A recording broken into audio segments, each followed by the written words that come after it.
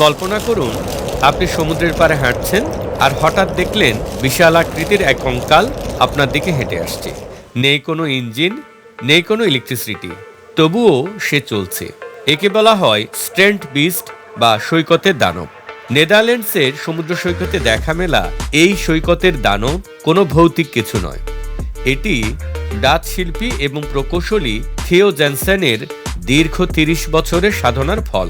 আজকে আমরা দেখব কিভাবে বিজ্ঞানের জটিল সূত্র ব্যবহার করে মৃত কিছু বস্তুকে প্রাণ দিয়েছেন একজন ডাচ শিল্পী। এই বিস্ময়কর সৃষ্টির পেছনের কারিগর ডাচ শিল্পী ও প্রকৌশলী থিও জেনসেন ১৯৯০ সাল থেকে এই বিস্ট দানব তৈরি করছেন।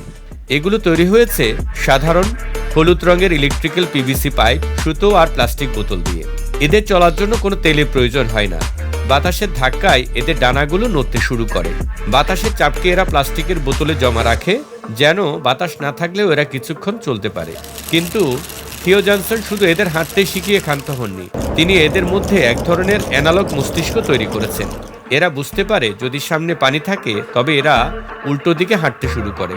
স্ট্যান্ড বিস্ট আমাদের শেখায় যে প্রযুক্তি মানে শুধু জটিল সার্কিট বা এআই নয়, প্রকৃতি আর বাতাসের শক্তিকে কাজে লাগিয়েও আমরা অসম্ভবকে সম্ভব করতে পারি। থিও জেনসেনের এই সৃষ্টি এখন সারা বিশ্বের মিউজিয়াম আর সৈকতের মানুষের মাথা ঘুরিয়ে দিচ্ছে।